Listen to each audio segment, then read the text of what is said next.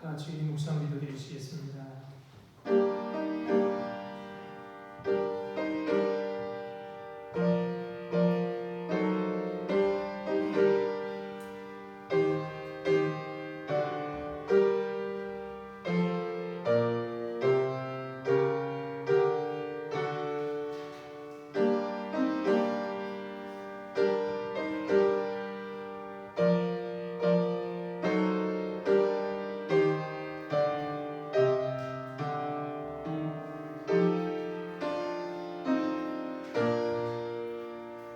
온 땅은 여호와를 두려워하며 세상의 모든 거민들은 그를 경외할지어다. 너희 의인들아 여호와를 즐거워하라. 찬송은 정직한 자들이 마땅히 할 바로다. 아멘. 오늘도 찬송 받으시기 합당하신 하나님 주님 앞에 나와 영광과 찬송과 예배를 드립니다. 부족한 우리들이지만 우리와 함께 하셔서 우리가 드리는 예배가 하나님이 받으시는 귀한 예배가 되도록 인도하여 주옵소서. 감사하며 주님 이름으로 기도드립니다. 아멘. 자리에 일어나서 찬송가 29장 찬송 부르시겠습니다.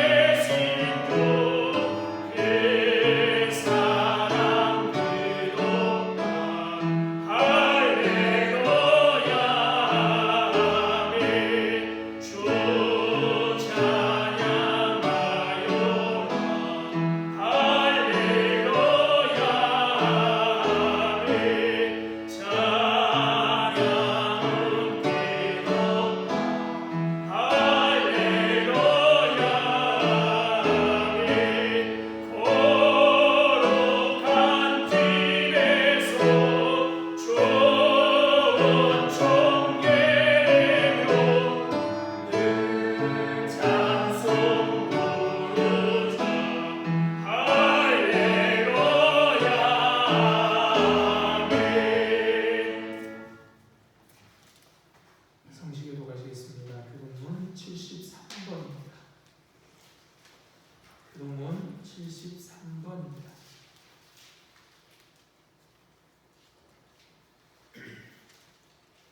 교동문 73번 이사야 65장입니다. 보라 내가 새 하늘과 새 땅을 창조하나니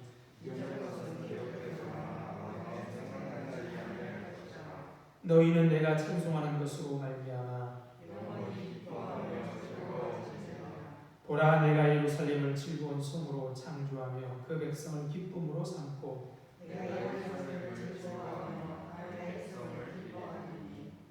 우는 소리와 부르짖는 소리가 그 가운데서 다시는 들리지 아니할 것이며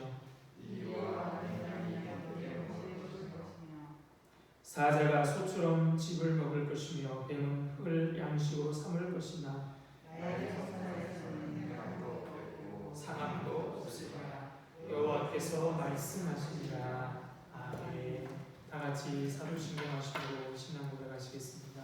전능하사 천지를 만드신 하나님 아버지를 내가 믿사오며 그 외아들 우리 주 예수 그리스도를 믿사오니 이는 성령으로 잉태하사 동정녀 마리아에게 나시고 본디오 빌라도에게 고난을 받으사 십자가에 못 박혀 죽으시고 장사한 지 사흘 만에 죽은 자 가운데서 다시 살아나시며 하늘에 오르사 전능하신 하나님 우편에 앉아 계시다가 저리로서 산자와 죽은 자를 심판하러 오시리라.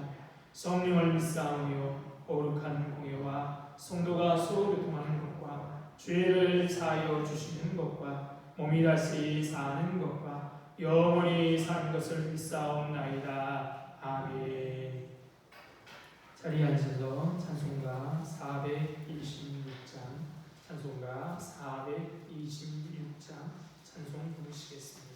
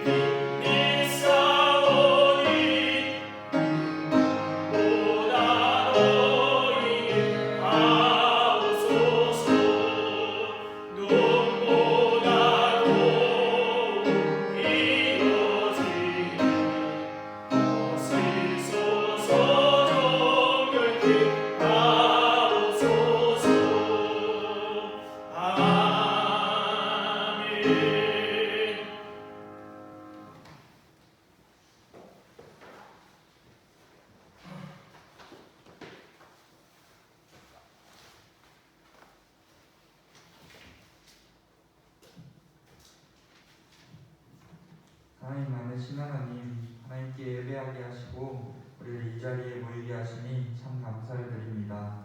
하나님 앞에 모인 저희를 하나님 기뻐 받아주시고 하나님이 예배를 통해 영광 받아 주시옵소서. 하나님, 죄인된 저희를 항상 사랑하여 주시니 참 감사를 드립니다. 저희는 너무나 보잘것없고 하나님 앞에 먼지만도 못한 존재이지만 하나님께서는 저희를 사랑하여 주셨습니다.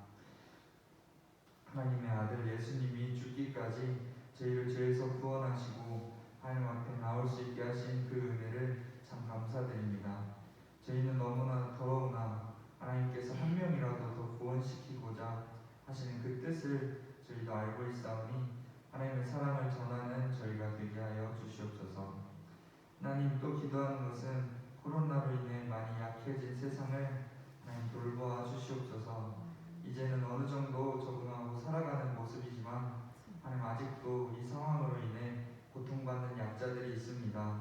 하나님, 그들을 찾아가 주시고 하나님께서 개인과 그 가정에 도움을 주시옵소서. 모든 것이 하나님의 뜻대로 되지 않는 것이 없사오니 하나님, 이 모든 것이 다 하나님의 영광으로 이어지기를 바라옵니다. 많은 교회와 많은 그리스도인들을 더 열심을 다해 기도하게 하셔서 하나님의 마음을 감동시키게 하시고 그 세상의 빛과 소금이 될 수 있게 하여 주시옵소서.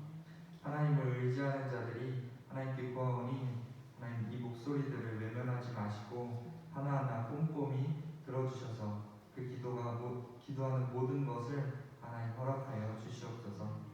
또 개인과 가정에 배신과 고난이 있어 기도하는 자들이 있습니다. 하나님 이들에게 큰 은혜로 함께 하셔서 하나님의 능력이 있게 하시고 또 인내와 믿음을 허락하셔서 굳세게 버텨나갈 수 있게 도와주시옵소서. 하나님 이제 말씀 듣습니다. 하나님께 받는 이 말씀 잘 듣길 원하옵니다. 깨닫길 원하옵니다. 저희를 도와주셔서 하나님의 귀하신 말씀을 능히 듣고 또 그대로 살아가는 기적이 있게 하여 주시옵소서. 말씀 전하실 목사님께 함께 하셔서 여호와 하나님을 가장 경외하게 하시어 누구보다도 지혜롭게 하여 주시옵소서. 하나님의 말씀을 전하는 자리에 섰사오니 하나님의 생각과 마음을 시원하게 대변하게 하여 주시옵소서. 하나님 감사드립니다. 예수님의 이름으로 기도드립니다.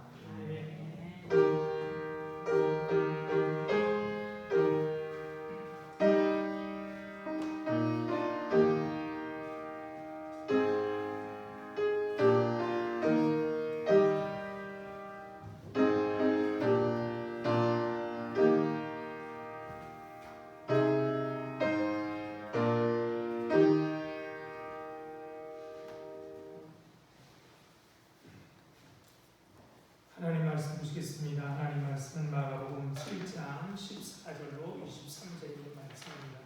마가복음 7장 14절로 23절의 말씀입니다.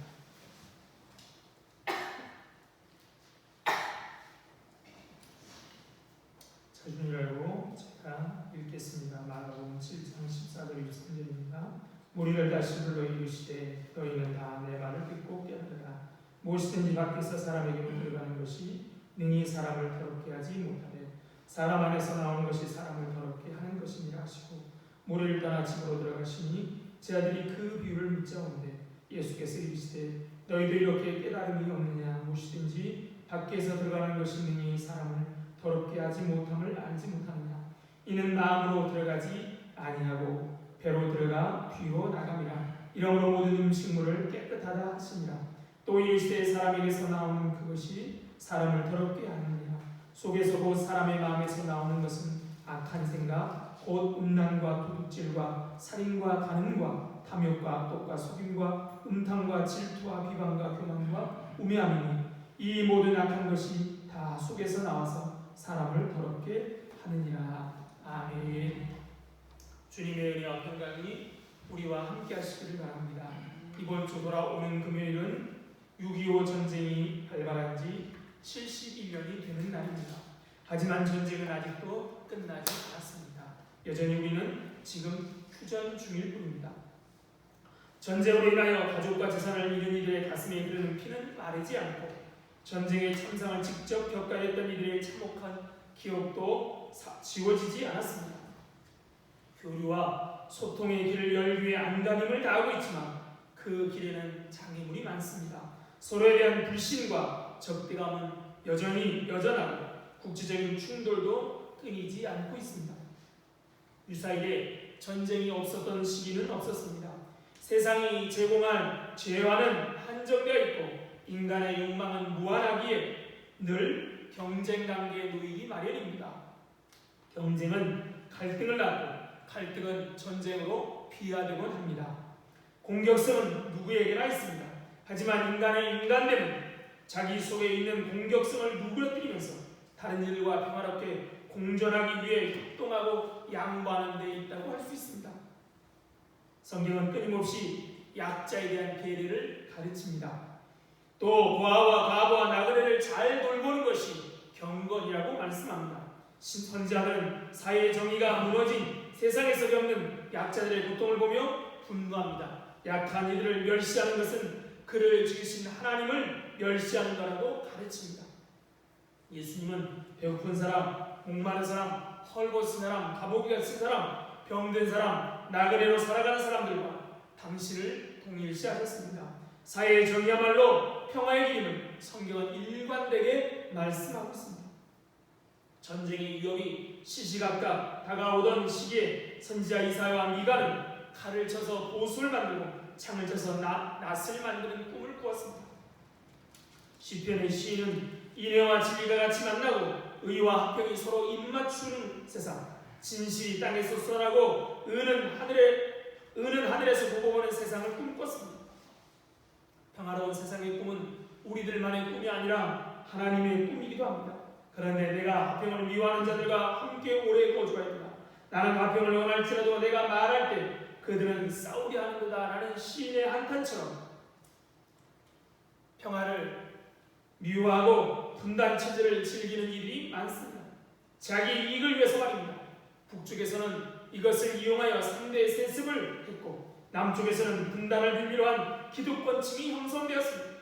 그럴지라도 평화를 원하시는 하나님의 이 땅에 평화의 바람이 불어오기를 소망합니다. 평화의 왕이신 예수님이 하신 말씀과 인도는 그 당시 모든 사람들에게 파장을 불러일으켰습니다. 그렇죠? 평화의 왕이신 우리 주님이 하신 말씀과 인도는 많은 분란과 소요를 일으킵니다. 특히 하나님의 율법을 가장 많이 연구하고 행한다는 바리새인과 서기관들은 예수님에게 시비를 걸고 사사건건 논쟁을 벌이고 심지어는 예수를 죽일 방법을 운운하기까지 합니다. 바리새인 할 때 그 바리새라는 그 헬라어는 구별되다, 히브리어는 구별되다라는 뜻입니다. 그 때문에 그들은 아주 높은 종교적 자의식 속에 빠져 있었습니다. 우리는 구별된 사람이라는 자의식 속에 빠져 있었습니다. 율법을 따라 모든 것을 준행하고 있다는 자부심도 있었습니다. 그래서 다른 사람 보면 나는 거룩하고 너희는 부정하다는 사고방식에 젖어 있었습니다. 이원론적인 사고방식이지요. 예수님의 비유 중에 누가복음 18장에 나오는 비유, 세리와 바리새인의 기도에 나오는 그 바리새인의 기도를 들어보면 그런 생각이 이들의 마음에 몸에 완전히 되어 있음을 알 수 있습니다. 그런 그들이 예수님의 제자들이 손을 씻지 않고 음식을 먹는 것을 보면서 가만 보고 있을 리 만무했습니다. 그래서 그들은 이렇게 따지게 돼 예수님께 묻습니다. 어찌하여 당신의 제자들은 손을 씻지 않고, 그렇죠? 이 장로들의 전통을 준행하지 않고 음식을 먹느냐라며 따지게 묻습니다. 당시 정결법을 예수님의 제자들이 어겼다는 것입니다. 하나님께서는 이스라엘 백성들을 애굽에서 이끌어내시고 약속의 땅 가나안에 들어가기 전에 이렇게 말씀합니다. 나는 너희 하나님이 되려고 너희를 애굽 땅에서 인도하여 낸 여호와라. 내가 거룩하니 너희도 거룩하라 라고 말씀하시면서 율법을 주셨습니다. 이 율법 안에는 소위 정결법이라는 것이 중요한 위치를 차지합니다. 부정한 것과 정결한 것, 더러운 것과 깨끗한 것을 구분하고 부정했을 때 그 부정을 씻는 방법에 대한 지침을 주셨습니다. 이 정결법은 이스라엘 백성들이 우상 숭배와 타락으로 물든 땅 가나안에 들어가서 하나님의 백성으로 구별되어 살도록 하기 위해서 주어진 것입니다. 거룩이라는 히브리어는 구별됨이라는 뜻을 가지고 있습니다. 이 정결법을 지키기 위해서 후대 유대인들은 더 세밀한 규례들을 만들었습니다. 그래서 음식 먹을 때 율법에 부정하다고 규정된 음식을 피할 뿐만 아니라 부정한 손으로 먹지 않으려고 조심했습니다. 그래서 흐르는 물에 손을 씻는 전통이 생겼습니다. 그렇게 되면 자신도 모르는 사이에 손에 묻은 부정을 씻을 수 있고, 그렇게 되면 부정한 음식으로 자신이 부정하게 되는 것을 막을 수 있었습니다.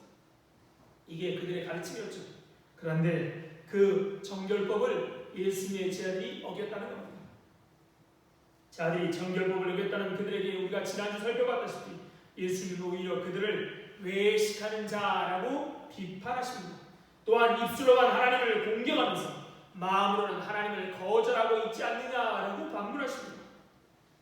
장로들의 전통을 지킨다면서 하나님의 계명, 하나님의 말씀은 버리고 있다는 것입니다. 예수님은 그들을 향하여 비난과 비판으로 말씀을 끝나지 않고 근본적인 해답을 오늘 본문에 제시합니다. 15절입니다. 무엇이든지 밖에서 사람에게 들어가는 것은 능히 사람을 더럽게 하지 못하되 사람 안에서 나오는 것이 사람을 더럽게 하느니라. 사람 밖에서 들어가는 것이 능히 사람을 더럽게 하지 못한다. 이 말을 우리가 충분히 이해합니다. 이 당시 예수님의 말씀을 듣고 있던 유대인들은 도저히 받아들이기 힘든 말씀이었습니다. 여러분, 다니엘과 세 친구 아시죠? 그들이 왜 바벨론 왕의 산에 진미 기름진 음식을 거절합니까? 다니엘 1장 8절에 이렇게 말씀합니다. 다니엘은 뜻을 정하여 왕의 음식과 그가 마시는 포도주로 자기를 더럽히지 아니하리라 하고 자기를 더럽히지 않도록 환관장에 구하였다. 왜 먹지 않았느냐 하니 그 음식으로 자기들이 더러워지기 때문이라는 겁니다. 그렇죠? 그런데 주님은 뭐라고 말씀합니까? 밖에서 들어간 음식이 자신을 더럽히지 않는다라고 말씀하니 어안이 벙벙할 수밖에 없었던 것입니다. 이 세상에 존재하는 모든 사물과 사람들은 부정한 것과 거룩한 것, 더러운 것과 깨끗한 것으로 나눠질 수 있다는 믿음은 그들에게 너무나 자명한 진리였습니다. 음식의 경우는 더욱 그랬습니다. 그들은 어릴 적부터 부정한 음식을 만지거나 먹거나 하지 않도록 얼마나 신경을 썼는지 모릅니다. 사도행전 10장 보면 베드로는 정오 기도 중에 하늘에 열리고 큰 보자기 같은 그릇이 네 기퉁에 매달린 채 하늘로부터 내려오는 것을 보게 됩니다. 환상이지요. 그 안에는 네 발 짐승들과 땅에 기어다니는 것과 공중의 새들이 고루 들어있었습니다. 그 안에는 부정한 음식도 동물들도 있었다는 겁니다. 그때 하늘에서 어떤 음성이 들립니까? 일어나 먹으라 하는 음성이 하늘로부터 들어옵니다. 그때 베드로가 뭐라고 말합니까? 주여 그럴 수 없나이다. 속되고 깨끗하지 아니하는 것을 내가 결코 먹지 아니하리라. 예수님의 제자로 3년 동안 예수님과 동행하고 성령을 받았음에도 불구하고 베드로는 뭐라고 있다고요? 나는 결코 어려서부터 부정한 것을 먹지 않았다라고 말합니다. 이렇게 세상의 모든 것을 정한 것과 부정한 것, 더러운 것과 깨끗한 것을 나눌 수 있고 부정한 것은 먹어서는 안 된다는 것이 유대인들의 흔들릴 수 없는 세계관이었습니다. 그런데 우리 주님은 흔들릴 수 없는 세계관을 우리 주님은 지금 흔들고 계십니다. 이럴 경우 사람들은 혼란을 피하기 위해서 그 진리를 거부합니다. 못 들은 척하거나 이해할 수 없다고 변명합니다. 제가 또 그렇습니다. 정결법을 무시하는 행동을 했지만 음식이 사람을 더럽게 할 수 없는 어떤 이유가 있는지를 몰랐습니다. 그래서 저는 예수님을 따로 만난 자리에서 말씀의 의미를 묻습니다. 예수님은 그들이 이해력이 부족해서 다시 물어본 것이 아니라 믿기 어려워 다시 한번 확인하는 것임을 우리 주님은 아셨습니다. 그래서 같은 말을 다시 한번 하십니다. 18절 19절입니다. 너희도 이렇게 깨달음이 없느냐? 무엇이든지 밖에서 들어가는 것이 능히 사람을 더럽게 알지 못합니다. 이는 마음으로 들어가지 아니하고 배로 들어가 뒤로 나갑니다. 이러므로 모든 음식물을 깨끗합니다. 음식이란 입으로 먹어 배에 소화되고 배설물로 나가는 그뿐입니다. 그러니 음식이 인간을 더럽게 하지 못한다는 것입니다. 손을 닦는다고 해도 인간이 깨끗해지는 것이거나 손을 닦지 않는다고 해서 인간이 돌아오는 것이 아닙니다. 그러니 음식 때문에 거룩하다, 거룩하지 않다 말과 알부할 필요가 없습니다.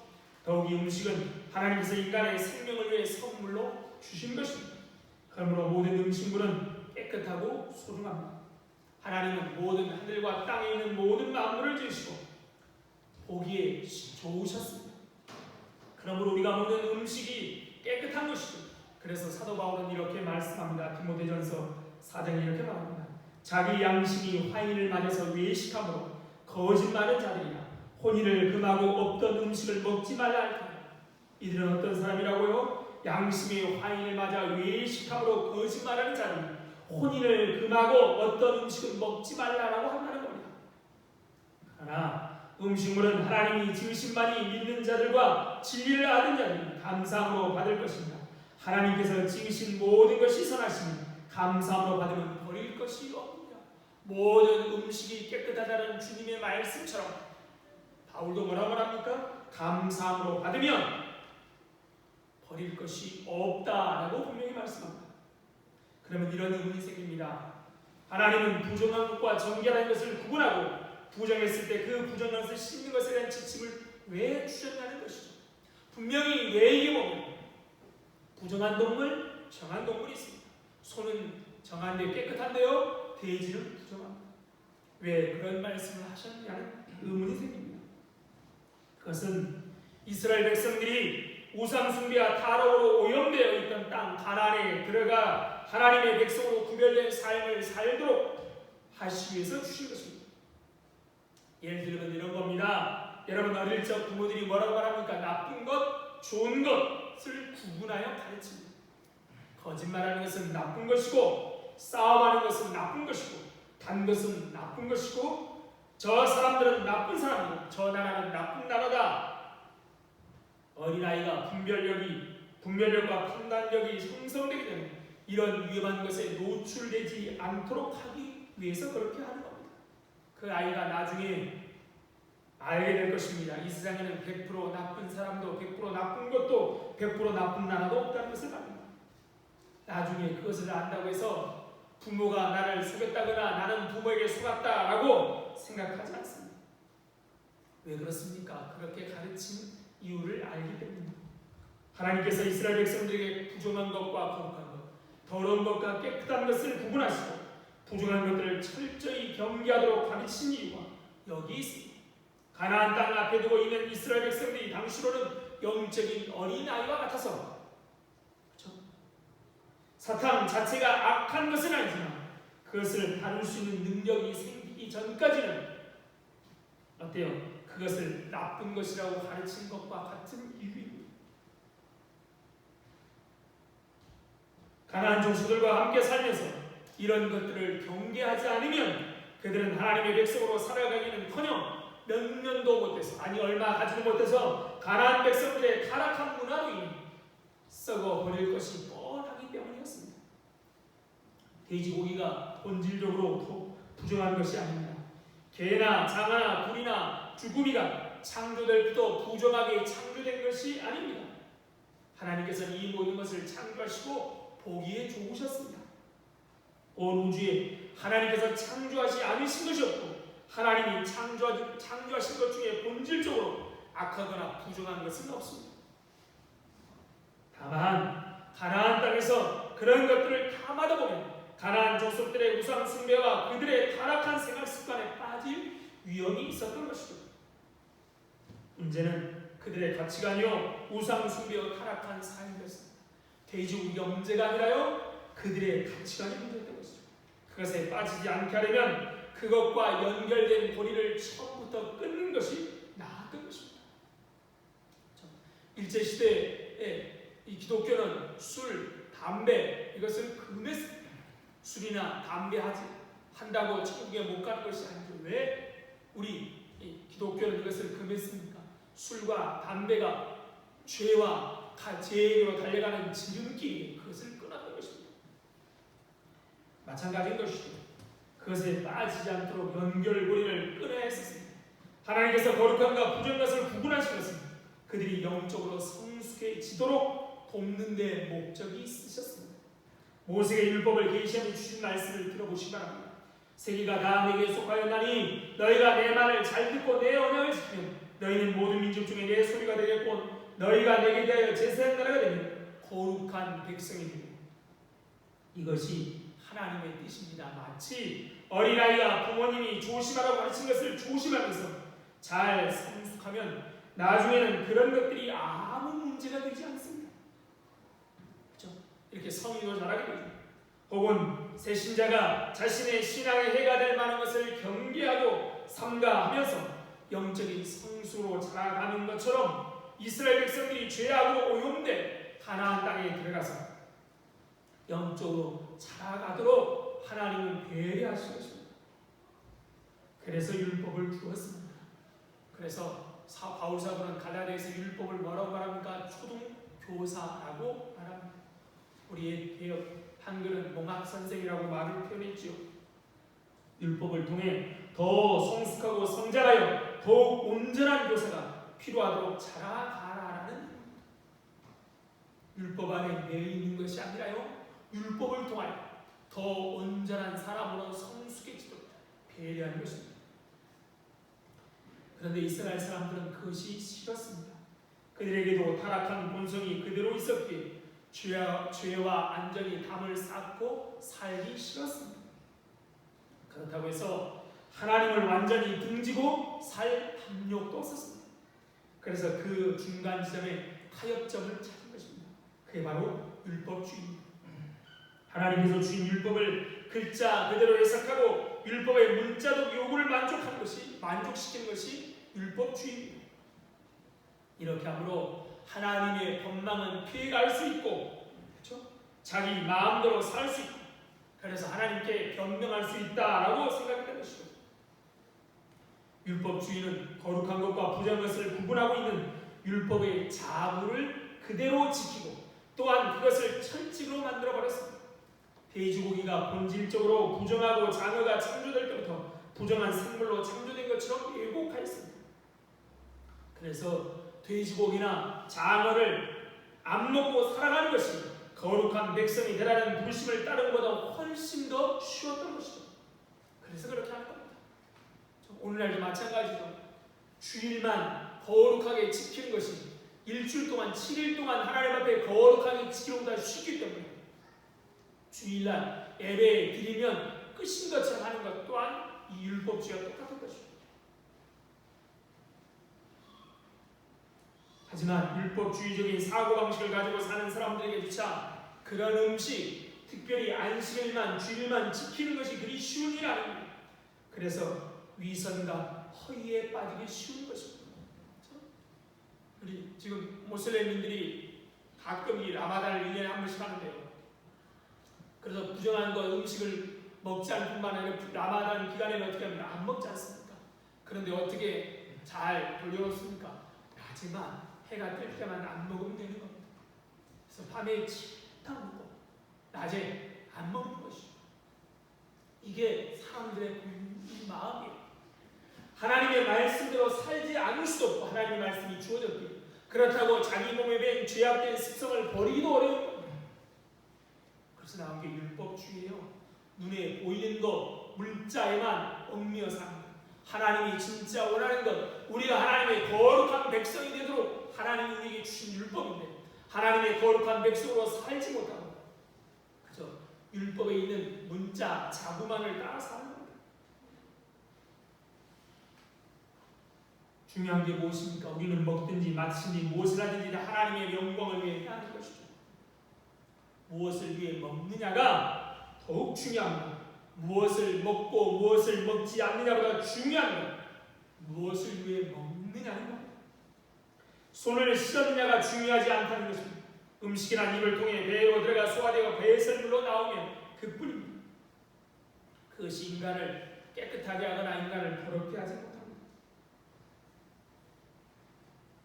이 말씀은 한 걸음 더 나아갑니다. 사람을 물질에 의해서 폄하하거나 높이지 말라는 겁니다. 외모를 가지고 가진 것을 가지고 권력을 가지고 사람의 높낮이를 결정하지 말라는 의미인 것입니다. 부정한 음식을 먹었느냐 먹지 않느냐 사람을 부정하다 부정하지 않느냐 판단하지 말라는 거죠. 그 사람의 외모를 가지고 그 사람이 가지고 있는 것 가지고 사람을 판단하지 말라는 거죠. 인간은 하나님의 형상을 입은 존재이기에 하나님이 만드신 귀한 존재이기에 외적이며 형식적인 것에 의하여 판단할 가치가 외적인 것을 판단 기준으로 가질 수 없는 겁니다. 예수님의 도발은 이런 말로만 끝난 것이 아닙니다. 그분은 당시 율법주의가 사람들에게 붙인 부정하다는 딱지를 무시했습니다. 그래서 주님은 이방인의 집에도 들어가시고 부정한 땅으로 여겼던 사마리아 땅에도 자주 들어가셨습니다. 심지어는 지나가는 상해를 멈추시고 거기에 손을 대셨습니다. 부정한 것 아닙니까? 손을 대셨습니다. 그렇죠? 부정한 여인이 손을 대는 것도 마다하지 않으셨습니다. 경건한 유대인이라면 가까이 하기를 꺼렸던 죄인들과 장애인들을 찾아가셨습니다. 그 모든 행동을 통해 그분이 하시고 싶었던 말씀은 이것입니다. 모든 사람은 깨끗하다. 하나님이 깨끗하고 한 사람을 부정하다 하지 말라 하는 말. 그러면서 오늘 보면은 한 걸음 더 나아가지요. 먹은 것 모든 음식물이 깨끗하다 하신 우리 주님 한 걸음 더 나아갑니다. 사람을 더럽게 하는 것이 무엇인지를 우리에게 말씀합니다. 사람에게서 나오는 것이 사람을 더럽게 합니다. 사람에게 들어가는 음식이 사람을 더럽게 하는 것이 아니라 사람에게서 나오는 것이 사람을 더럽게 합니다. 16절입니다. 사람 안에서 나온 것이 사람을 더럽게 하는 것입니다. 20절에 보면 또 이르시되 사람에서 나오는 것이 사람을 더럽게 하는 것. 그러면 사람에게서 나오는 것이 무엇입니까? 21절 23절입니다. 속에서 곧 사람의 마음에서 나오는 것은 악한 생각과 곧 음란과 도둑질과 살인과 간음과 탐욕과 악독과 속음과 음탕과 질투와 비방과 교만과 우매함이니 이 모든 악한 것이 다 속에서 나와서 사람을 더럽게 합니다.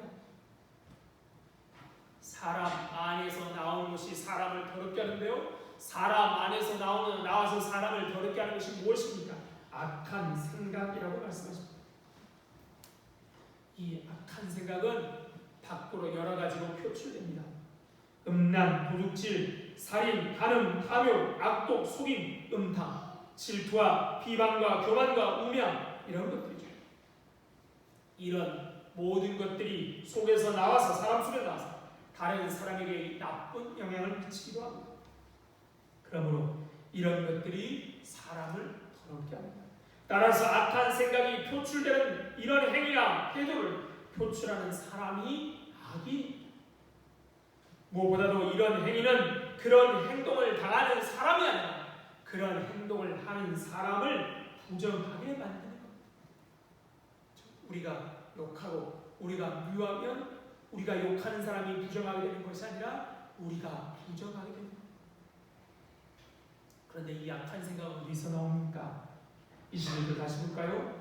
속에서 곧 사람의 마음에서 나오는 악한 생각. 어디서 나온다고요? 마음. 우리 지난주에도 우리 주님이 이사야 말씀을 인용하면서 입술로는 공경하지만 마음으로 멀리 떨어진 자라고 말씀합니다. 이 마음이 문제인 것이죠. 예레미야 3절 통해서 하나님이 이렇게 말씀합니다. 만물보다 거짓되고 심히 부패한 것은 마음이다. 심히 부패한 마음, 거짓되고 부패한 마음에서 나오는 모든 것들은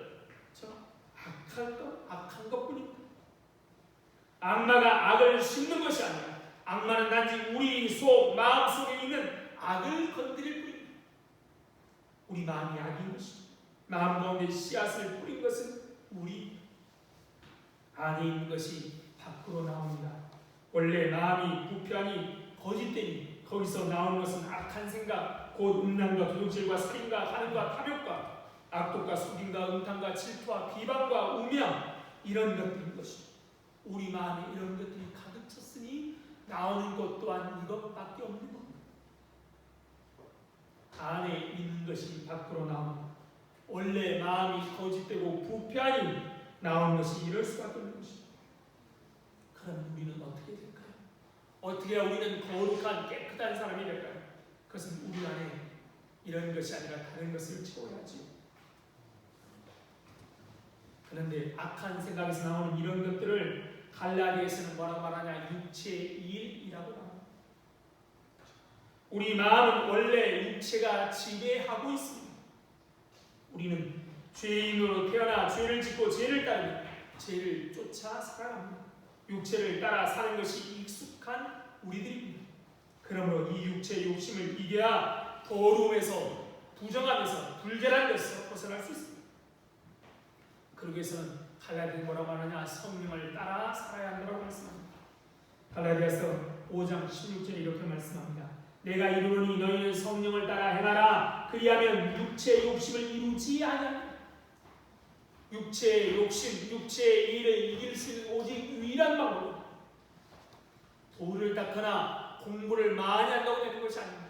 우리 마음에 성령을 충만해야 되는 그러기 위해서는 성령을 따라 살아야 한다는 겁니다. 성령을 따라 행함으로 우리는 육체로 만족하는 삶을 피할 수 있습니다. 싸움에서 이기는 겁니다. 하지만 반대로 성령을 따라 살지 않으면 육체의 욕구를 따라 육체의 소욕을 따라 살게 되면 우리 속에서는 악한 생각이 나올 뿐인 것이죠.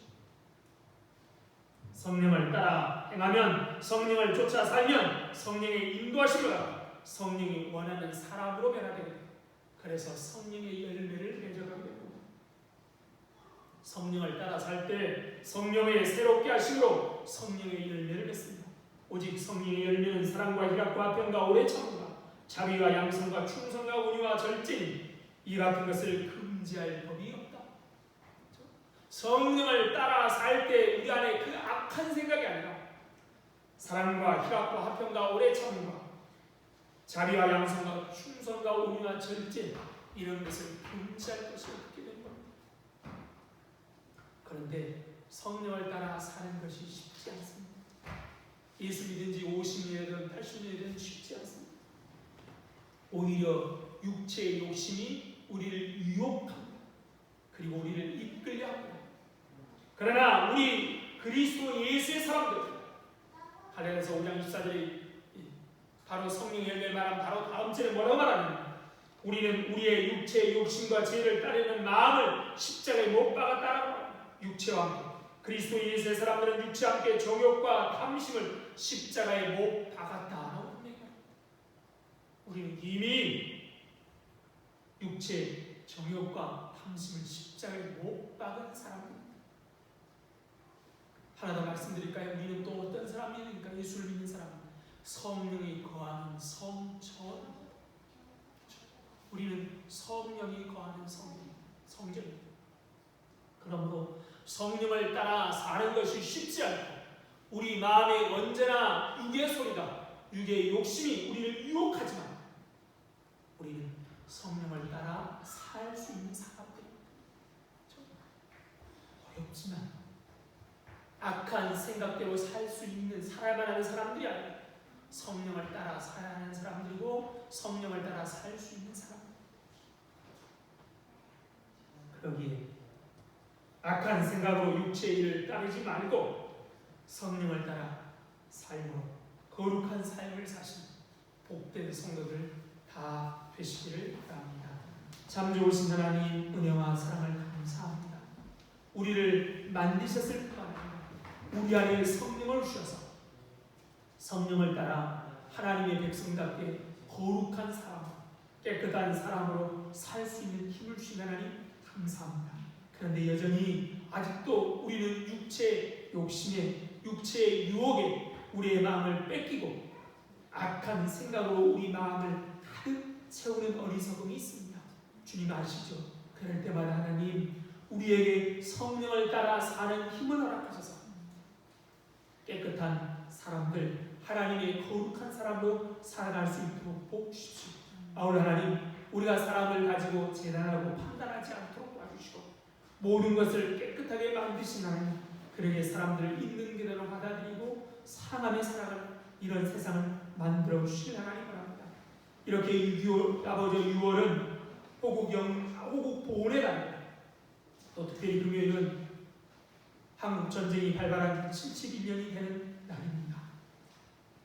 하나님, 우리가 잊지 않도록 서로를 위한 마음은 온 땅에 폐허를 만들고 고통과 아픔을 동반할 수밖에 없음을 깨닫고 서로 사랑하고 서로를 배려하는 그런 우리들 될 수 있도록 은혜 베푸셔서 온 땅에 하나님의 평화가 온전히 이루어질 수 있도록 역사하여 주옵소서. 감사하며 주님 이름으로 기도드립니다. 아멘. 찬송가 215장 찬송 부시면서 준비하시는 분 주시겠습니다.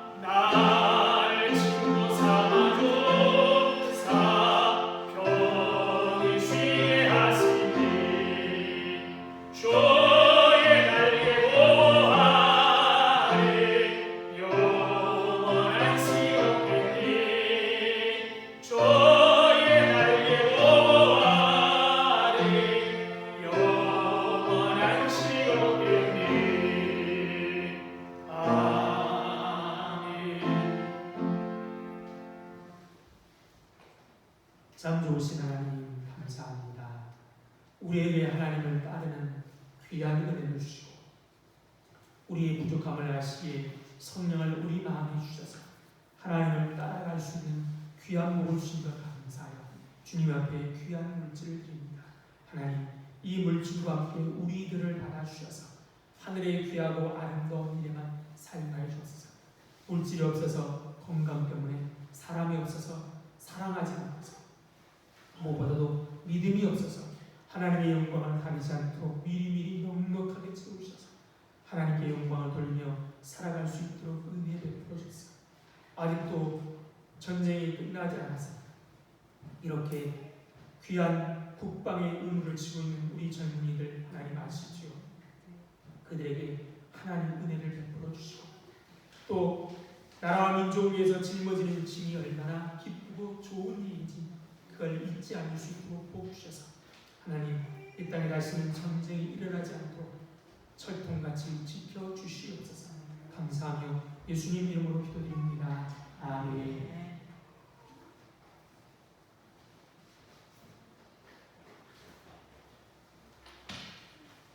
인사하시겠습니다.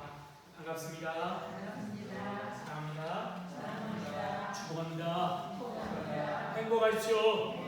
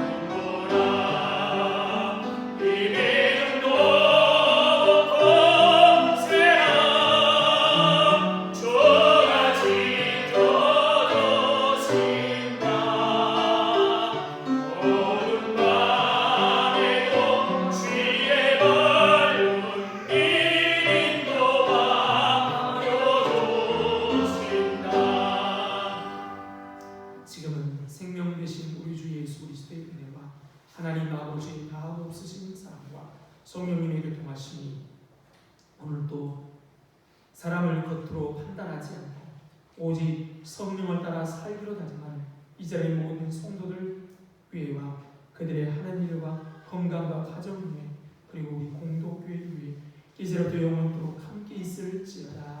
아멘.